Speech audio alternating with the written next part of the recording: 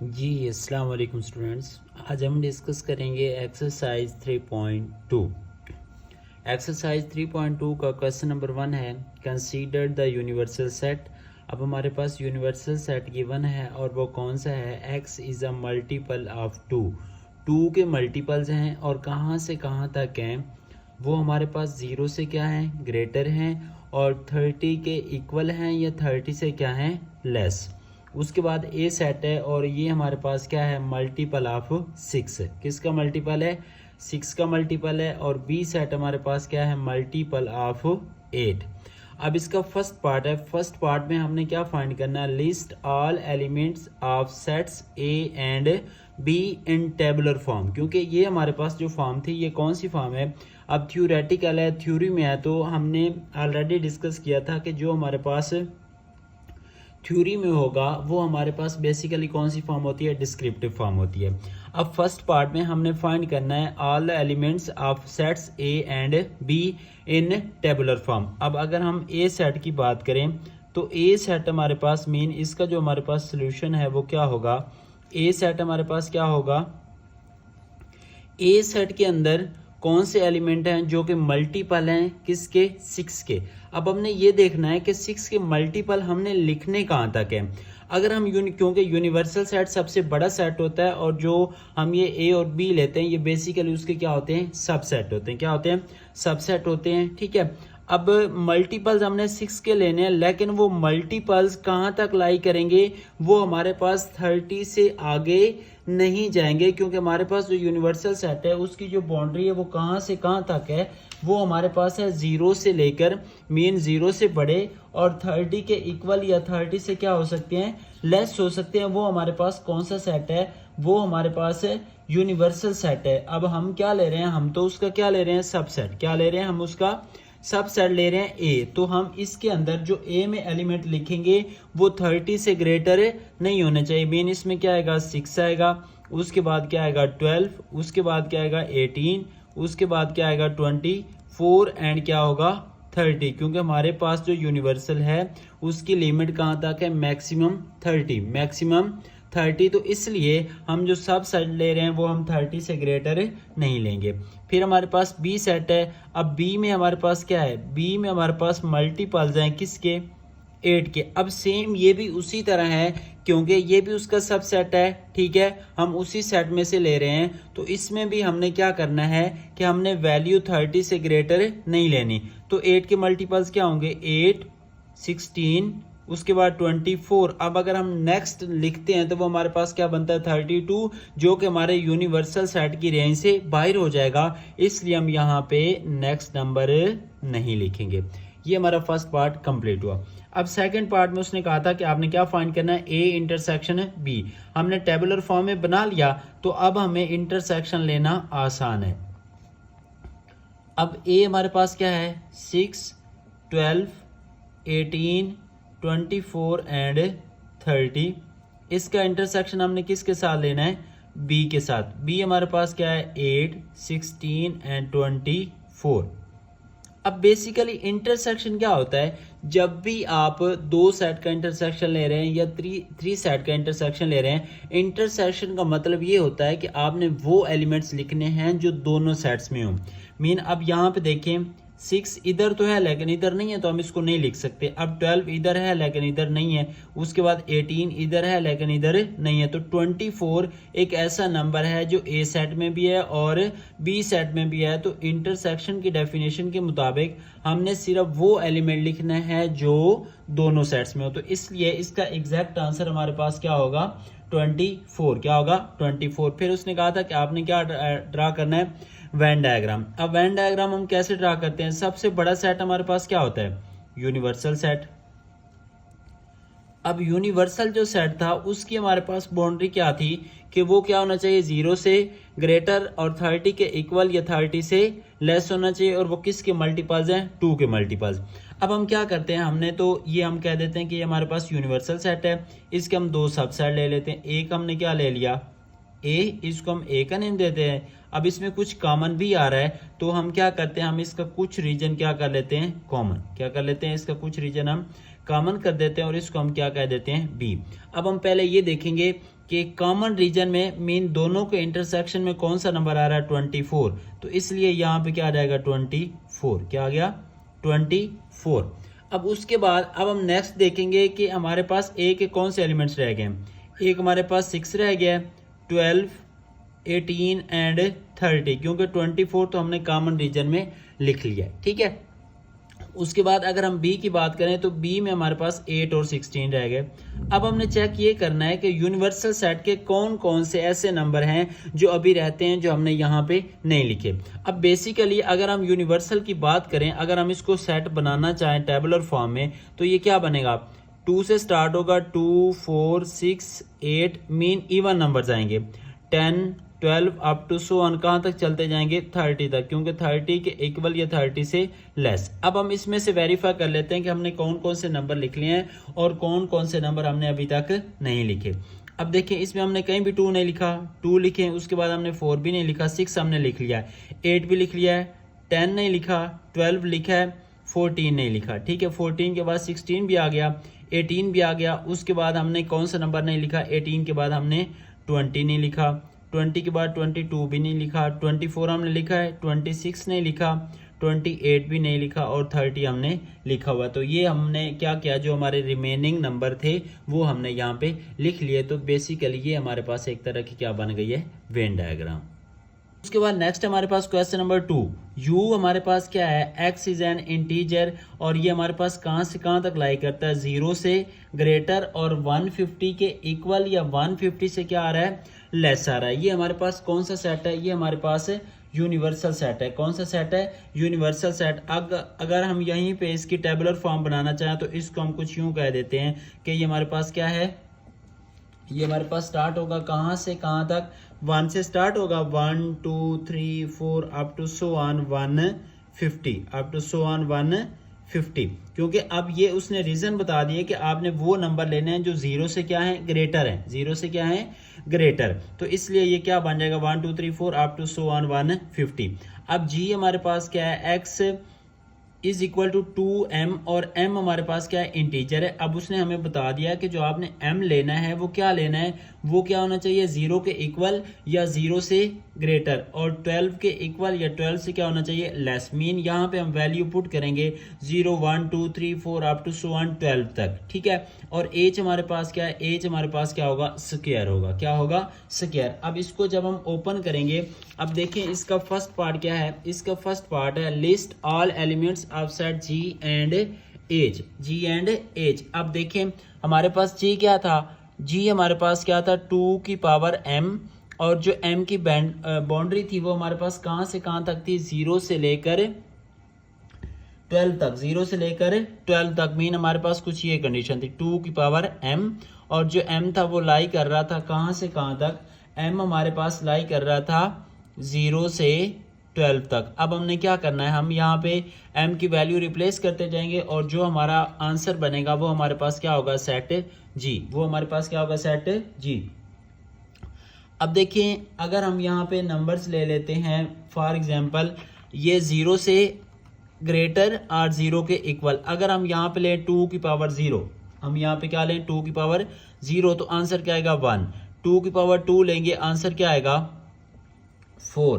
2 की पावर हम 3 लेंगे तो आंसर हमारे पास, 2 की पावर 0 हमने लिया तो आंसर क्या आया 1। 2 की पावर जब 1 लेंगे ना तो यहाँ पे 2 भी आएगा, 2 की पावर जब 1 लेंगे क्या आएगा 2, फिर 2 की पावर 2 लेंगे क्या आएगा 4, फिर 2 की पावर 3 लेंगे 8, फिर 2 की पावर हम क्या लेंगे 4 तो क्या आएगा 16, जब हम 2 की पावर 5 लेंगे तो क्या आएगा 32, 2 की पावर 6 लेंगे तो क्या आएगा 64, 2 की पावर 7 लेंगे तो क्या आएगा 128।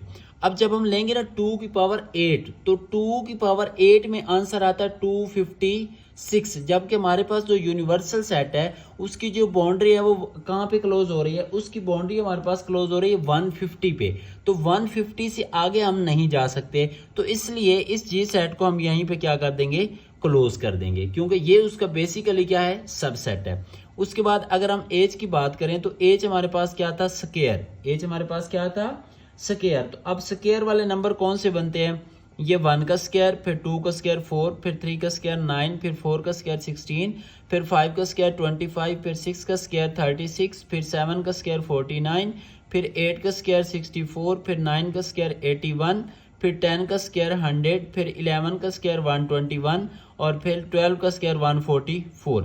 अब अगर हम 13 का स्क्वायर लेते हैं तो वो बनता है 169 और 169 150 से क्या हो जाएगा क्रॉस, क्योंकि यूनिवर्सल की बाउंड्री 150 है तो इसलिए हम इसको कहाँ पे स्टॉप कर देंगे 144 पे। तो ये दोनों सेट की हमने क्या बना ली, लिस्ट बना ली, किस फॉर्म में, टेबुलर फॉर्म में।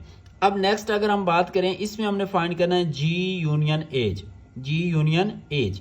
अब जी हमने क्या बनाया, जी में हमने लिखा 1 2 4 8 16 32 64 एंड 128। इसका हम यूनियन ले रहे हैं किसके साथ, एज के साथ, और एज हमने लिखा है 1 4 9 16 25 up to so on 144। Mean इसमें हमारे पास कौन से नंबर हैं, इसमें हमारे पास स्क्वायर वाले नंबर हैं। कौन से नंबर है, स्क्वायर वाले। अब इंटरसेक्शन तो हमने डिस्कस किया कि हमने वो एलिमेंट लिखने हैं जो दोनों सेट में हों। अब यूनियन के अंदर हम क्या करते हैं, दोनों सेट्स के एलिमेंट्स को कंबाइन करके लिखते हैं, लेकिन कोई भी नंबर अगर रिपीट हो रहा है तो उसको हम क्या करते हैं, वन टाइम लिखते हैं, ठीक है, और अरेंज करके लिखते हैं। अब देखिए 1, उसके बाद यहाँ पे 2 है, फिर 2 के बाद 3 आता है, 3 कहीं भी नहीं है, 4 है, 4 के बाद 5 आता है, नहीं है, 6 भी नहीं है, 7 भी नहीं है, 8 है, 8 के बाद क्या आएगा 9, 9 के बाद 10 नहीं है, फिर 11 वो भी नहीं है, 12 भी नहीं है, 13 भी नहीं है, 14 भी नहीं है, उसके बाद 15 भी नहीं है, 16 है। 16 के बाद अब हमारे पास यहाँ पे कौन सा नंबर आ रहा है 25 और यहाँ पे क्या आ रहा है 32। तो हमने यहाँ पे लिखा 25, उसके बाद क्या आ रहा है 32, 32 के बाद यहाँ पे क्या आएगा 36, 36 के बाद यहाँ पे कौन सा नंबर आएगा 49, 49 के बाद यहाँ पे आंसर क्या आ गया 64, 64 के बाद नेक्स्ट हमारे पास नंबर कौन सा आएगा, क्योंकि ये 8 का स्क्वायर है तो 9 का स्क्वायर क्या आ जाएगा 81, 81 के बाद हमारे पास 10 का स्क्वायर क्या आता है 100, उसके बाद 11 का स्क्वायर क्या आएगा 121, 121 के बाद ये 128 आता है और उसके बाद हमारे पास 12 का स्क्वायर 144। मीन क्या क्या किया हमने, इन दोनों सेट्स के एलिमेंट्स को क्या कर दिया, कंबाइन करके लिख दिया, लेकिन क्या क्या एक तरतीब के साथ, ठीक है। उसके बाद अब हमारे पास है G intersection H, G intersection H. अब जी के अंदर कौन से एलिमेंट है 1 2 4 8 16 32 64 एंड 128। इंटरसेक्शन, अब इसमें हमने स्क्वायर वाले लिखने हैं एज में, तो 1 4, उसके बाद नेक्स्ट हमारे पास है 9 16 अप टू सो ऑन 144। क्योंकि अब इंटरसेक्शन है तो इंटरसेक्शन में हम कौन से एलिमेंट लिखते हैं जो क्या हूँ दोनों साइड के अंदर हूँ, मीन कॉमन हूँ, क्या हूँ कॉमन। अब देखें 2 है लेकिन इधर नहीं है, अब 1 इधर भी है इधर भी है, 1 आएगा, उसके बाद 2 नहीं है, 4 आएगा, फिर 8 नहीं आएगा, उसके बाद क्या आएगा 16, फिर 32 इधर तो है लेकिन इधर नहीं है, 64, बस इसके अलावा हमारे पास यहाँ पे कुछ भी कॉमन नहीं आता। तो ये हमारे पास दोनों सेट्स का क्या बन जाएगा इंटरसेक्शन। अब हम डिस्कस करते हैं क्वेश्चन नंबर 3। अब क्वेश्चन नंबर 3 क्या है, कंसीडर द सेट्स पी, और ये कौन से नंबर हैं, ये प्राइम नंबर है जो कहाँ से कहाँ तक लाई करते हैं 0, मतलब कि x जो हमने लेना है वो 0 से क्या होना चाहिए ग्रेटर और 20 से क्या होना चाहिए लेस। मीन जो हमने प्राइम नंबर लेने हैं वो 0 से बड़े हों और 20 से क्या हो लेस। तो प्राइम नंबर कौन से नंबर होते हैं, ऐसे नंबर जो अपने आप पे डिवाइड हो और किस पे डिवाइड हो 1 पे। तो प्राइम नंबर स्टार्ट कहाँ से होते हैं 2 से, 2 3 5 7 11 13 17 एंड 19। ये वो नंबर हैं जो 0 से क्या है बड़े हैं लेकिन 20 से क्या है लेस। अब क्यू क्या है, क्यू हमारे पास डिवाइजर है किसका 2 10, मतलब कि 2 10 के जितने भी डिवाइजर हैं लेकिन हमने वो लिखने हैं जो 0 और 20 के बिटवीन लाई करते हों, जो किसके बिटवीन लाई करते हैं 0 और 20 के बिटवीन। तो अब 2 10 को 1 भी डिवाइड करेगा, 2 भी डिवाइड करेगा, उसके बाद इसको कौन सा नंबर डिवाइड करता है 3 भी डिवाइड करता है, 5 भी करता है, 6 भी करता है, 7 भी डिवाइड करता है, 10 भी डिवाइड करता है, 14 भी डिवाइड करता है और उसके बाद 15 भी डिवाइड करता है। ठीक है, अब इसका फर्स्ट पार्ट क्या है, हमने क्या फाइंड करना है, P intersection Q, P intersection Q। अब P हमारे पास क्या है, 2 3 5 7 11 13 17 एंड 19। इंटरसेक्शन Q, Q हमारे पास क्या है, 1 2 3 5 6 7 10 14 एंड 15। इसके अलावा भी नंबर डिवाइड करते थे, लेकिन हमारे पास बाउंड्री थी और वो बाउंड्री थी 0 और 20 के बिटवीन, तो हमने सिर्फ वो लिखे हैं। अब इंटरसेक्शन है, तो इंटरसेक्शन में हमने वो एलिमेंट लिखने हैं जो दोनों साइड्स में हो। अब 2 इधर भी है, इधर भी है, उसके बाद 3 के बाद 5 के बाद 7, 11 नहीं है, 13 भी नहीं है, 17 भी नहीं है, 19 भी नहीं है। तो इसका आंसर क्या होगा, 2 3 5 एंड 7, 2 3 5 एंड 7। उसके बाद इसका सेकंड पार्ट है। अब सेकंड पार्ट क्या है, P union Q। Second part क्या है, P यूनियन Q। अब इसमें क्या होगा, P यूनियन Q। अब P हमारे पास क्या है, 2 3 5 7 11 13 17 एंड 19 यूनियन। उसके बाद Q, तो Q हमारे पास क्या है, 1 2 3 5 6 7 10 14 एंड 15। तो यूनियन में हम क्या करते हैं, दोनों सेट्स के एलिमेंट्स को कंबाइन करके लिखते हैं, लेकिन तरतीब से, क्योंकि जब भी आपके पास कोई एलिमेंट रिपीट हो रहा होगा तो आप उसको सिंगल लिखेंगे। अगर डबल लिखेंगे तो वो सेट नहीं होगा, क्योंकि सेट की डेफिनेशन में हमने डिस्कस किया था कि हमारे पास जो भी ऑब्जेक्ट हैं, नंबर हैं या एलिमेंट्स हैं, वो क्या होने चाहिए, डिस्टिंक्ट होने चाहिए।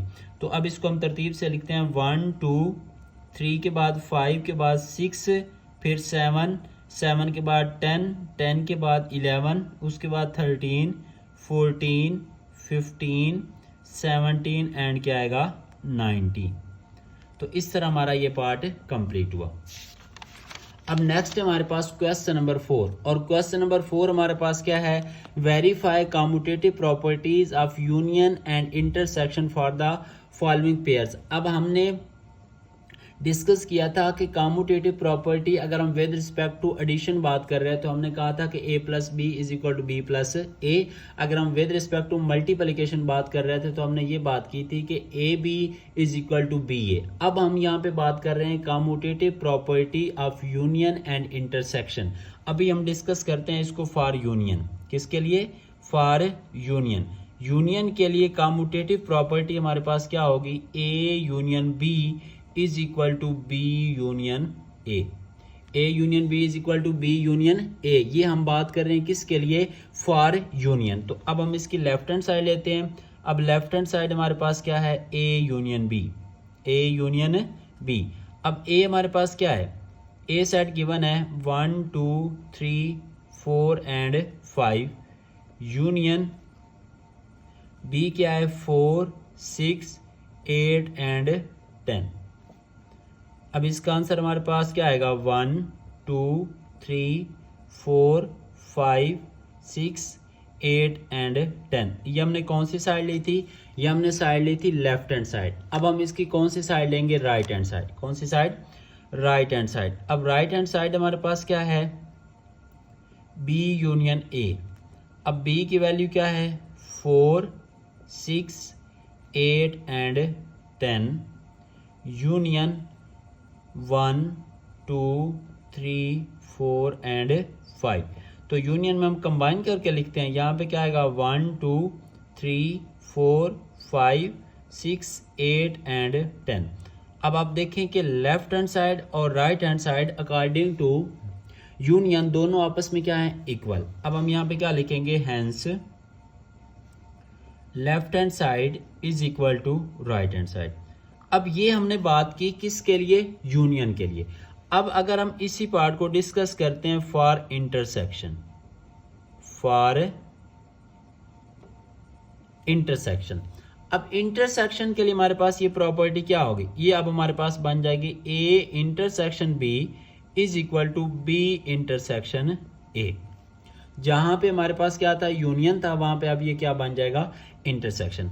अब हम इसकी लेफ्ट हैंड साइड ले, और लेफ्ट हैंड साइड क्या है, ए इंटरसेक्शन बी।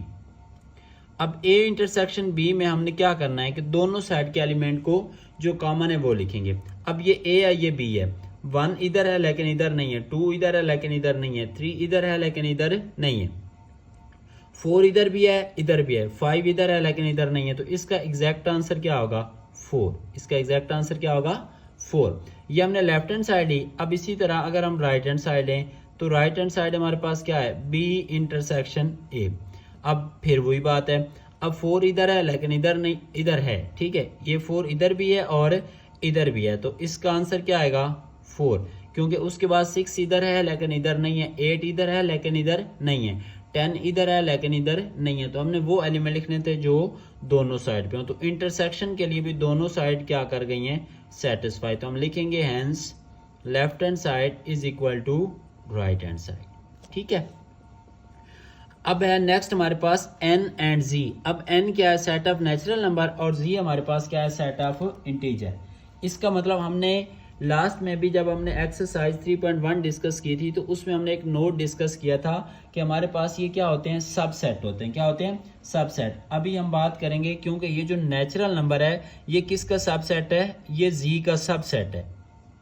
ये z का क्या है? सबसेट है। और आप इसको ये भी कह सकते हैं कि ये z का क्या है? प्रॉपर सबसेट है। ये z का क्या है? प्रॉपर सबसेट, क्योंकि नेचुरल नंबर के जितने भी एलिमेंट्स है वो किस में लाई करते हैं? सेट ऑफ इंटीजर में। किस में लाई करते हैं? सेट ऑफ इंटीजर में। अब हम बात करेंगे यूनियन के लिए। किसके लिए बात करेंगे? For union. For union. अब यूनियन के लिए हमारे पास क्या होगा? कम्यूटेटिव प्रॉपर्टी क्या होगी? n यूनियन z किसके इक्वल होना चाहिए? z union n। n union z किसके इक्वल होना चाहिए? z union n। अब इसमें अगर हम लेफ्ट हैंड साइड लें तो लेफ्ट हैंड साइड हमारे पास क्या है? n union z। अगर हम n यूनियन z लें तो अब इन दोनों में बड़ा सेट कौन सा है? z है। तो जहरी सी बात है फिर n यूनियन z में आंसर क्या आएगा? हमारे पास z आएगा। अगर हम राइट हैंड साइड की बात करें तो राइट हैंड साइड हमारे पास क्या है? z union n। z union n हो या n यूनियन z, आंसर तो z आना है, क्योंकि जो n है वो ऑलरेडी उसका क्या है? सबसेट कह लें या आप क्या कह लें? Proper subset. तो हमारे पास क्या आ जाएगा? z आएगा। तो इसका मतलब क्या हुआ? दोनों साइड्स आपस में क्या हो गई? Hence left hand side is equal to क्या होगा? राइट हैंड साइड, ठीक है। अब हम इसको अगर बात करें इंटरसेक्शन के लिए, फॉर इंटरसेक्शन, तो इंटरसेक्शन में क्या होगा? अगर हम लेफ्ट इंटरसेक्शन के लिए हमारे पास ये प्रॉपर्टीज बन जाएंगी, n intersection z is equal to z intersection n, ठीक है। अब अगर हम लेफ्ट हैंड साइड लें तो लेफ्ट हैंड साइड हमारे पास क्या है? n intersection z। अब आपको पता है कि इंटरसेक्शन में हमेशा कौन से हमने एलिमेंट्स लिखने होते हैं? जो कॉमन हो। तो अब हमारे पास n क्या है? उसका सबसेट है। तो इसका मतलब n हमारे पास जब n और z का इंटरसेक्शन लेंगे तो आंसर क्या आएगा? n, क्योंकि n छोटा सेट है, z बड़ा सेट है, तो कॉमन क्या आएगा? छोटा सेट ही आएगा, ठीक है। अब इसी तरह अगर हम इसकी राइट हैंड साइड लें तो राइट हैंड साइड क्या है? z इंटरसेक्शन n, तो फिर भी आंसर क्या आएगा? n ही आएगा, ठीक है। तो इसका मतलब क्या हुआ? Hence left hand side is equal to क्या होगा? Right hand side. दोनों साइड्स को हमने क्या कर दिया? वेरीफाई। अब अगर हम बात करें इसके पार्ट नंबर 3 की, तो थर्ड पार्ट में उसने कहा है कि एक्स ए आपके पास क्या है? जो आपने एक्स लेना वो क्या है? सेट ऑफ रियल नंबर से बिलोंग करता है, और एक्स क्या होना चाहिए? Greater or equal to 0। और जो बी है वो आपके पास क्या है? Set of real number. B आपके पास क्या है? Set of real number. और जो ए है वो क्या है? 0 से ग्रेटर होना चाहिए। तो इसका मतलब क्या हुआ? इसका मतलब ये हुआ कि हमारे पास जो ए है वो बी का क्या है? बेसिकली सबसेट है। ए क्या है? बी का सबसेट है, या आप इसको क्या कह सकते हैं? प्रॉपर सबसेट भी कह सकते हैं, क्योंकि अब इसमें 0 इंक्लूड नहीं है, इसलिए ये इसका क्या होगा? सबसेट कह लें, या इसको आप क्या कह लें? Proper subset. तो अब हम इसको फॉर यूनियन के लिए अगर डिस्कस करेंगे तो for union A union B किसके इक्वल होना चाहिए? बी यूनियन ए के। ए यूनियन बी किसके इक्वल होना चाहिए? बी यूनियन ए के। तो इसमें अब हम क्या करते हैं? लेफ्ट हैंड साइड में ए यूनियन बी। तो अब बड़ा सेट कौन सा था? बी। बड़ा सेट यहाँ पे कौन सा था? बी। तो यूनियन में हमेशा बड़ा सेट आएगा। अगर हम राइट हैंड साइड की बात करें तो राइट हैंड साइड क्या है? B union A. तो फिर भी हमारे पास कौन सा सेट आएगा? बड़ा सेट आएगा। तो इसका मतलब क्या हुआ कि लेफ्ट हैंड साइड किसके इक्वल होगी? राइट हैंड साइड के। लेफ्ट हैंड साइड किसके इक्वल होगी? राइट हैंड साइड के। ये हमने बात की यूनियन के लिए। अगर हम यही बात करें किसके लिए? इंटरसेक्शन के लिए। किसके लिए बात करें? इंटरसेक्शन के लिए हम कम्यूटेटिव प्रॉपर्टी की बात कर रहे हैं। तो ए इंटरसेक्शन बी किसके इक्वल होना चाहिए? बी इंटरसेक्शन ए के। अब हम क्या करते हैं, इसकी लेफ्ट हैंड साइड लेते हैं। अब लेफ्ट हैंड साइड हमारे पास क्या है? A intersection B. तो कॉमन में हमेशा कौन सा सेट आएगा? छोटा सेट। तो छोटा सेट कौन सा है? ए। तो इसका आंसर क्या आएगा? ए। और अगर हम राइट हैंड साइड की बात करें तो राइट हैंड साइड में क्या आएगा? B intersection A. इसमें भी छोटा सेट क्या है? ए। तो आंसर क्या आएगा? ए। अब देख लें दोनों साइड आपस में क्या है? इक्वल। तो इसका मतलब क्या हुआ कि left hand side is equal to क्या होगा? Right hand side. तो ये हमारे पास commutative property with respect to union और इंटरसेक्शन हमने इसको क्या कर लिया है? वेरीफाई कर लिया। इंशाल्लाह नेक्स्ट लेक्चर में हम इसके रिमेनिंग क्वेश्चंस करेंगे।